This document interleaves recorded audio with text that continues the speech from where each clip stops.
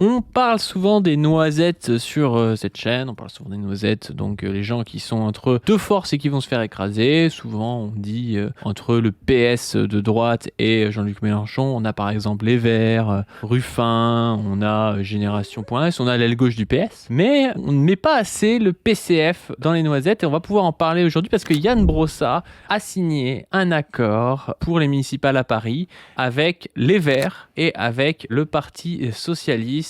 Sorte d'union sacrée contre la gauche radicale, parce qu'il faudrait quand même pas bloquer les loyers, il faudrait quand même pas aller trop loin face à la dictatrice stalinienne Sofia Chikirou, on va dire. Et donc du coup on va pouvoir parler de tout ça aujourd'hui avec Chris, savoir ce que ça va faire pour Paris et ce que ça veut dire pour le PCF, la dynamique qu'il y a actuellement avec les municipales. Chris, comment ça va ?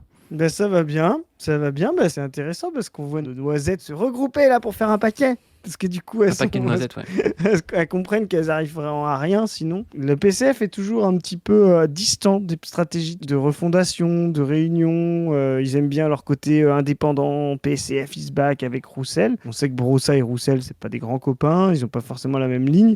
Par exemple, on a vu sur la primaire des noisettes, Roussel temporise et dit c'est pas le moment. Voilà, donc on voit qu'il y a peut-être effectivement d'autres gens au PC pour qui il faut accélérer. Et là, en fait, ce qui se passe, c'est que, ils voient qu'il y a une force conquérante à gauche à Paris, la force France Insoumise avec Sofia Chikirou. Je rappelle que Mélenchon a fait plus de 30% à Paris en 2022 sur sa candidature. Dans tous les quartiers de l'Ouest parisien, c'est très important. Et donc là, ils ont l'impression d'être noisettifiés entre Dati et Chikirou. T'imagines, déjà, être noisettifié, c'est pas facile. Mais entre Sofia et Rachida, la pince que c'est, les deux là, tu vois, donc... Pas forcément plaire à l'aile Kuckerman du PCF. Tu vois, c'est quand même deux personnes quand même. Nous, on est plus du côté de Sofia en termes de ligne politique, mais les deux sont quand même des personnes politiques hyper combatives. Moi, je voudrais pas me retrouver noisettifié entre les deux. Donc là, ils essayent de se rassembler et le PCF a voté à 77%. Je sais pas si t'as le tweet, je te l'ai envoyé. Face au risque de bascule de notre capitale dans l'escarcelle d'une droite extrémisée, la gauche avait le devoir de prendre ses responsabilités. Alors là, discours classique des noisettes, on vous l'a déjà dit. Je trahis car il y a l'extrême droite en face, donc toujours pareil. C'est chose faite avec une union historique de la gauche et des écologistes dès le premier tour, unis pour gagner en avant. Et donc, Ian Brossat qui nous dit ceci. Très heureux que nous ayons pu constituer cette très belle union de la gauche et de l'écologie à Paris avec Emmanuel Grégoire. Très heureux parce que je pense que c'est un moment très important, c'est historique, c'est inédit d'avoir la gauche rassemblée dès le premier tour des élections municipales. Ce sera une élection Il y a Emma Rafovic derrière, la nièce du génocidaire Rafovic, mais bon, c'est les nouvelles alliances du PCF, ça. Alors, on n'est pas pour sa famille, mais je suis pas sûr qu'elle condamne particulièrement ce qui se passe à Gaza aujourd'hui. Tu vois. On va bien le dire. En tout cas, elle faisait partie du PS qui ont mis du temps, tu sais, avec les fameuses Chloé Ridel là, qui ont mis du temps à dire le mot génocide, qui n'étaient pas sûrs, fallait voir, fallait doser. T'as Lamia et la Rage à côté. C'est vraiment le PS le plus droitier, quoi. Tu vois, Emmanuel Grégoire, d'ailleurs, le candidat derrière lequel ils vont se ranger, je rappelle, est un vieux du PS, travaille avec Jean-Marc Ayrault. Donc vraiment Jean-Marc Ayrault, maire de Nantes. Tu sais, les éléphants du centre du PS qui sont toujours du côté du vent. Ceux-là, ils ont aucune conviction. Moi, je me rappelle dans les années 2010 et tout. En fait, Jean-Marc Ayrault, tu te disais, que ce soit DSK, que ce soit Ségolène Royal, que ce soit Hollande, que ce soit Montebourg, il était pressenti pour être Premier ministre. C'est te dire le niveau d'adaptation du gars et de retournage de veste, quoi. Tu vois, c'est vraiment le type... il est dans la majorité, lui. C'est ça. De base, il dit « je suis majoritaire ». C'est, comme on dit à la Révolution française, c'est le marais. Tu vois, c'est vraiment au milieu, là, tu vois, le marais. Voilà, c'est vraiment les conservateurs. Ils s'adaptent tout le temps. Ils ont toujours le ventre plein. Le seul truc rouge, c'est la veste de Brossat, là, sur l'image. Je s'est dit, je vais mettre un truc rouge parce que là, c'est trop à droite quand même, faut pas déconner, quoi. Même la Rage, tu vois, qui est socialiste en termes de carte, mais elle a mis une veste verte, tu vois, elle n'a pas mis...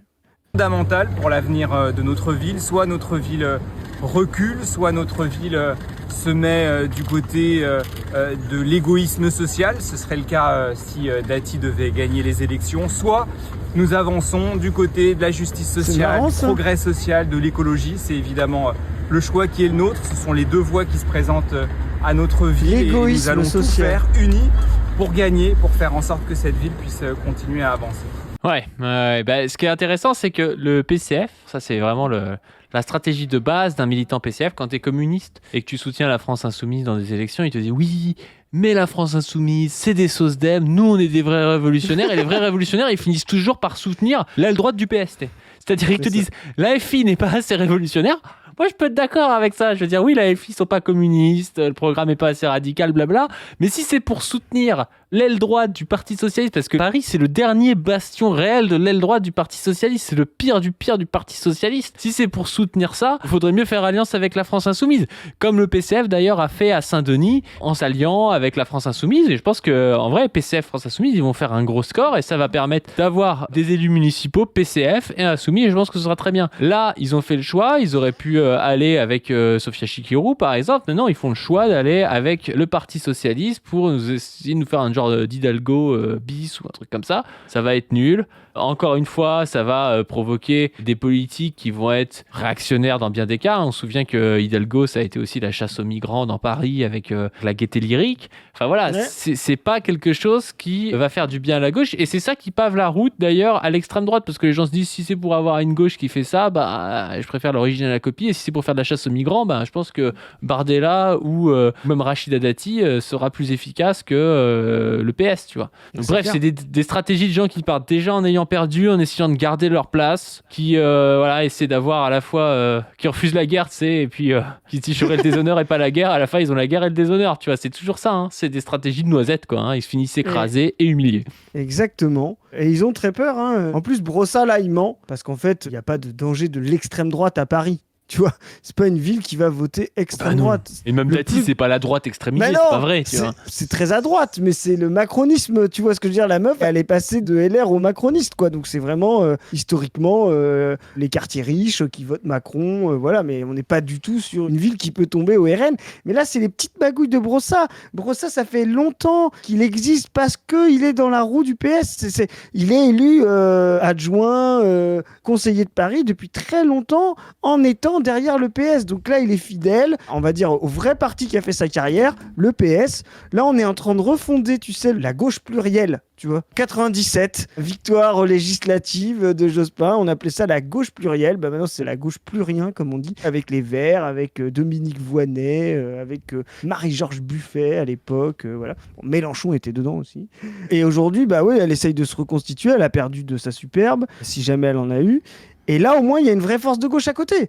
Il y a les Insoumis, comme je le rappelle, il y a un énorme potentiel. Les Insoumis ont fait 30%. Hein. Macron est premier, mais Mélenchon est deuxième à Paris en 2022, avec 30%. Donc, il y a un très, très gros capital de vote insoumis. Et je pense que ça leur fait très, très peur. Les sondages donnent Chikirou assez bien placé. Je pense qu'avec une bonne campagne, elle peut y aller. Et là, ils vont nous jouer, tu sais, une partition. Il faudra toujours pas se faire gaslight. Ils vont nous jouer.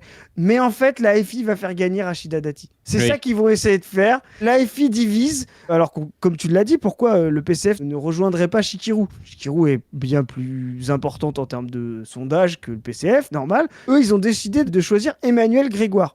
Bon, posez-vous des questions. Ce qui est quand même très grave, il y a eu un vote, 77% des gens qui ont voté, je ne sais pas ce que ça représente, je n'ai pas les détails du vote, etc. 77% des adhérents PCF ont voté pour ça. C'est pas très réjouissant que les mecs ils aient voté pour aller avec le PS et les écologistes. Vraiment pas très réjouissant. De toute façon, c'est l'enfer du PCF. C'est que le PCF, aussi entre la stratégie de con de Roussel, qui est une stratégie... PCF is back, mais tu sais, sur des thèmes un peu ruffinistes à la con, un peu Cécile Cukierman aussi. En vrai, Cécile Cukierman, c'est l'archétype de la rousselliste qui a abandonné surtout et qui essaie de dire ouais, mais c'est le PCF quand même, c'est de garder le nom, c'est du PCF identitaire un peu. C'est d'ailleurs souvent des gens qui te disent oui, moi je suis fils de militant PCF, oui d'accord, mais t'es pas communiste, donc je vois pas ce que tu fais dans un parti communiste, mais bref, c'est ça. Ou alors des gars comme Yann Brossat qui sont moins dans le PCF is back, moins dans l'identité PCF et plus dans de la gauche plurielle, de l'alliance avec du Parti Socialiste et de la noisette, tu vois.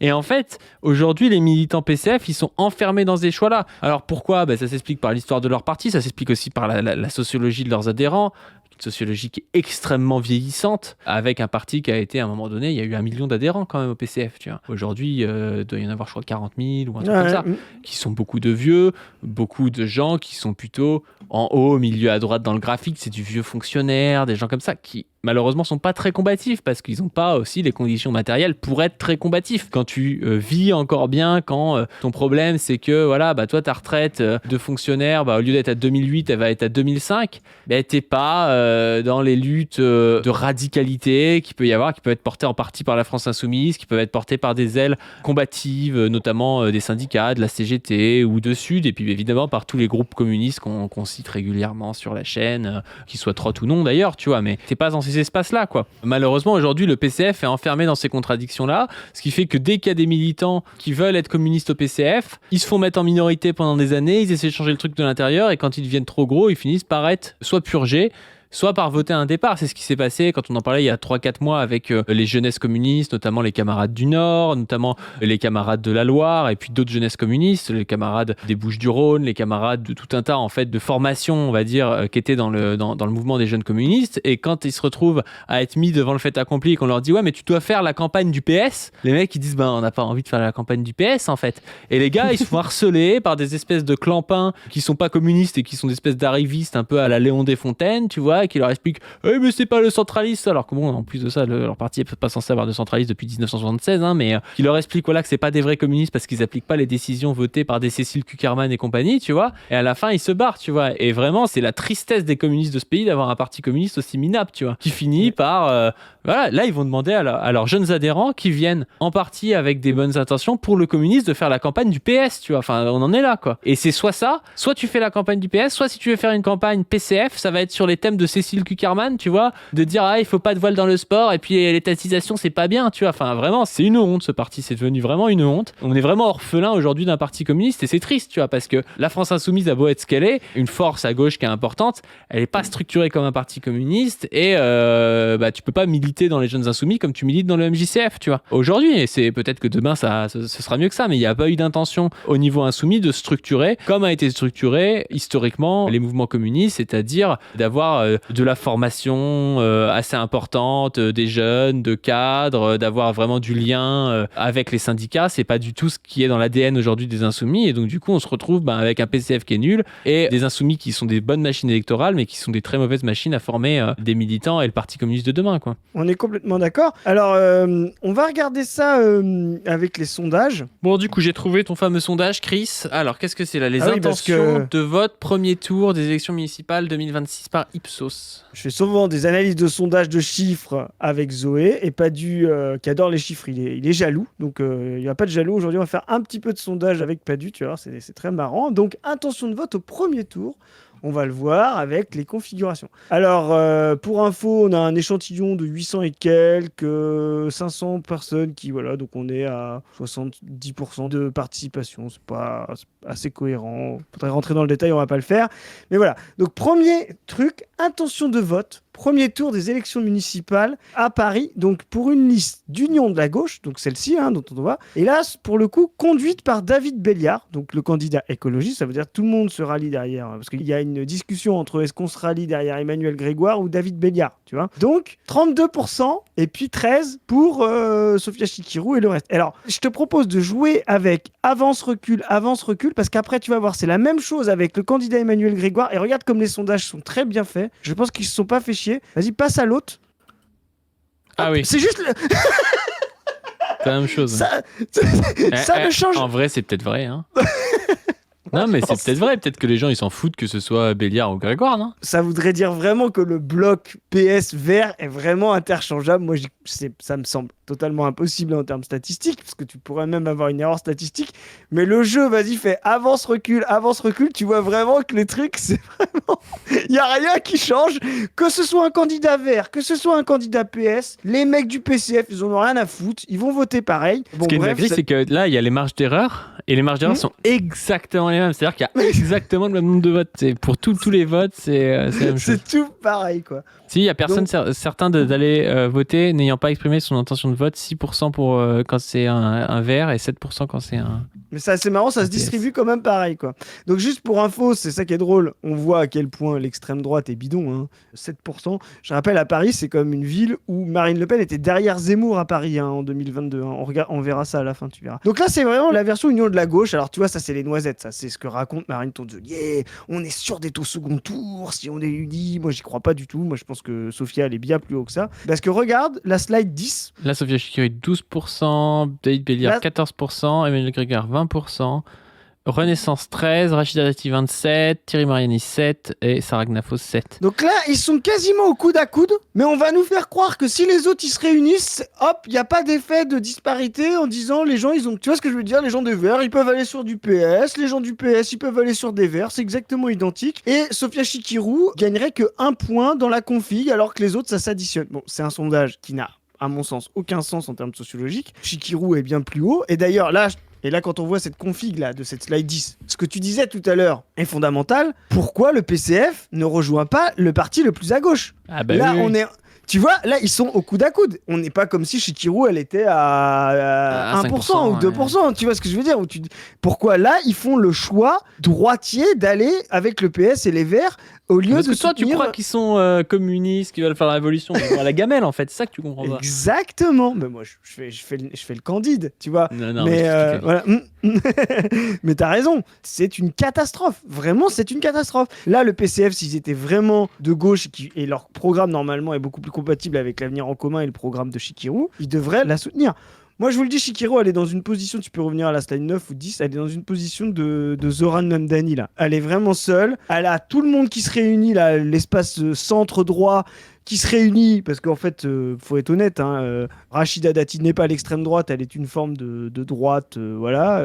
Donc elle capte ça, il n'y a pas d'extrême droite, vous le voyez, ça fait 14 en additionnant Zemmour et Le Pen. On a un espace de gauche démocrate à la Biden qui est en train de se constituer, et en face, on a une Zoran Mamdani, là, Sophia Chikirou, qui doit monter et qui va monter, et on le voit quand ils sont en disparate, non seulement elle est pas loin, mais moi je vous le dis, quand ils vont s'unir, ils vont en prendre plein la tête, parce que plus personne ne veut du PS à la mairie de Paris, quoi. Plus personne ne veut du PS à la mairie de Paris, surtout à gauche, surtout dans les quartiers qui commencent à se paupériser à Paris, car ça devient de plus en plus violent. Bah clairement, mais le truc c'est que, en plus de ça, moi je vois pas à quel moment tu pourrais avoir, si les Verts rejoignent le PS, l'intégralité du vote vert qui aille vers le PS, parce que quand même les Verts, c'est des gens dont il y en a une partie, notamment l'aile un peu Sandrine Rousseau, qui je pense est très représentée à Paris, qui est plutôt une aile un peu de rupture, tu sais, qui se veut un peu de rupture. Donc autant si l'alliance se faisait autour des Verts, on pourrait croire qu'il n'y ait pas trop de votes du PS qui aille vers Sophia Chikirou, tu vois, ça me paraît plutôt cohérent. Quand tu votes PS, tu vas pas voter Sophia Chikirou, tu vois. Donc si les Verts avaient la tête de liste, on pourrait croire que le PS va à la fois partir vers Renaissance et vers les Verts.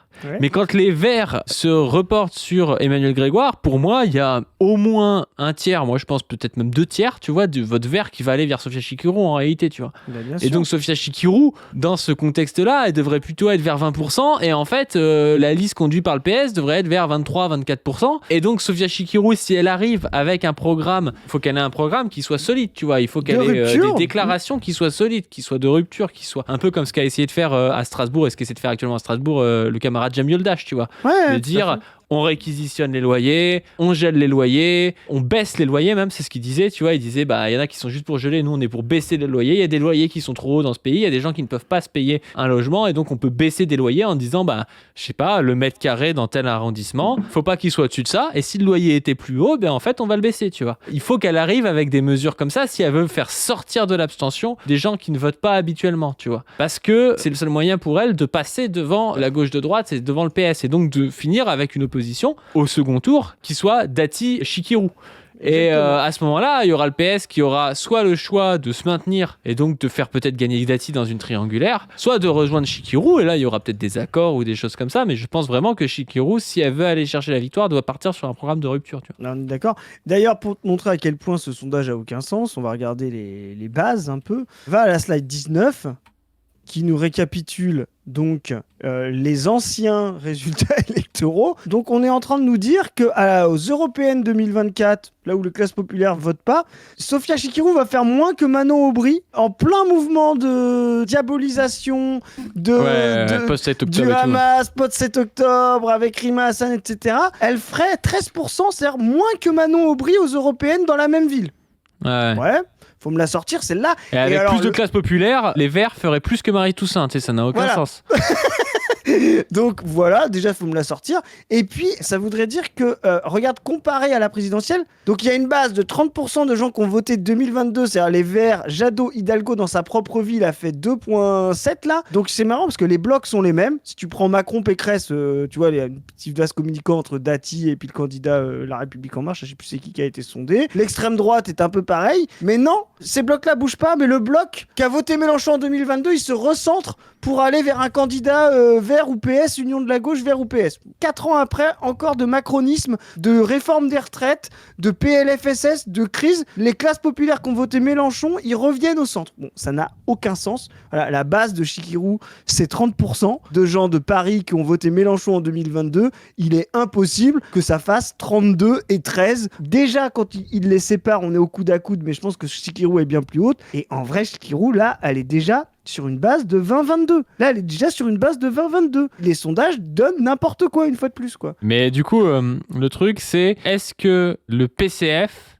va pas faire perdre Chikirou, tu vois, parce que c'est possible qu'en se ralliant au PS, non mais c'est vrai que c'est possible qu'il y ait une petite, alors le PCF compte pas énormément, tu vois, mais peut-être que le PCF va faire perdre Chikirou parce que 20-22 ça suffit peut-être pas. Hein. Alors regarde, il y a des gens qui font, voilà, qui peuvent faire perdre, alors on va finir là-dessus si tu veux. Tu vas voir, en fait, regarde, si tu regardes 2020, il y avait un petit point rouge là, foncé pour la FI, Daniel Simonet, qui a fait 4% et qui s'apprête maintenant à rejoindre l'Union des Noisettes, une personne qui parlait de plus jamais PS en 2020 avait l'étiquette FI qui a fait 4%, qui score quand même. Bah là va aller contre la FI avec l'Union des Noisettes, donc ils font comme le PCF, ils viennent se rallier au parti le plus droitier de la gauche pour pouvoir tuer la FI. Voilà, exactement comme les partis démocrates ont essayé de tuer Mamdani.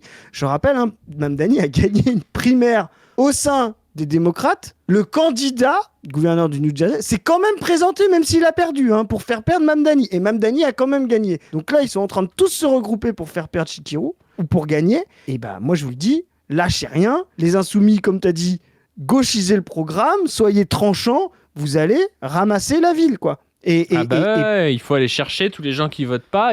Et Mamdani aussi, il y a eu une grosse campagne de porte-à-porte. Mais pour ça, il faut des mesures de rupture compréhensibles rapidement. Le truc de... T'arrives dans un arrondissement.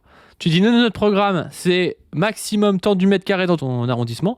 Ouais, c'est ça. Et limite, tu fais une appli, c'est pas très compliqué à faire, ou alors t'arrives avec ta calculette, tu dis combien vous avez chez vous, votre loyer, ce sera tant si on est au pouvoir, tu vois. Il y a plein de gens qui vont vite comprendre la différence, tu vois. Mais il faut des trucs simples, tu vois. Il faut des trucs où les gens voient que très rapidement leur vie peut changer, tu vois. Que très rapidement, ce truc où ils galèrent, où ils passent 40-45% de leur salaire dans des loyers de merde, et ben en fait demain ce sera 25% ou ce sera 30%, et qu'en fait ça va leur modifier concrètement leurs conditions matérielles d'existence.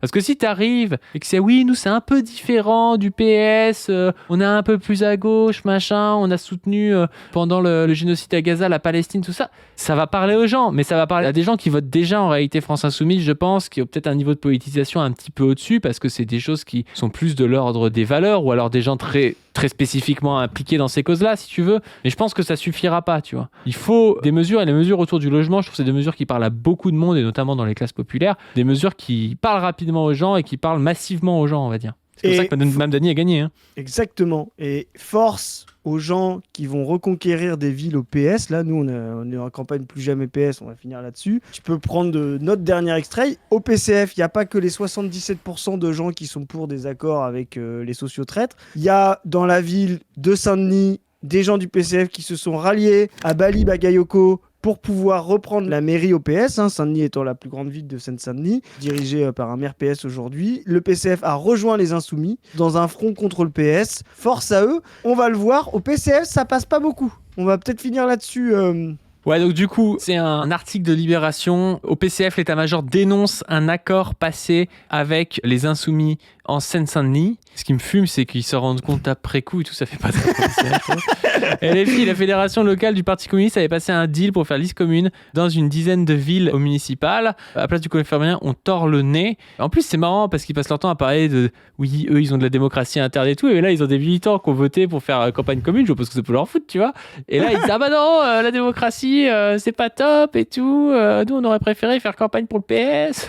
Alors que là, ils sont placés pour pouvoir. Tu vois ce que je veux dire? Moi, je comprendrais, comme on a dit tout à l'heure, ils vont à la gamelle. Mais imaginons, il n'y a pas de force de gauche avec qui se rallier. Ils sont obligés, pour aller à la gamelle, d'aller avec le centre-gauche, le PS, tu vois, les sociotraites, comme ils ont toujours fait depuis longtemps. Mais là, il y a une autre force de gauche, plus à gauche que le PS, et qui sont équilibrés. Les deux peuvent gagner. Bah, tu vois, là, on voit la retraitrise. Là, leur but, c'est de tuer la FI. Oui, parce que là, du coup, c'est gagnant-gagnant. Ils vont à la fois soutenir des gens plus à gauche que d'habitude, et en plus de ça, ils peuvent aller à la gamelle aussi, tu vois. Donc, ça va, tu vois, c'est vraiment bien.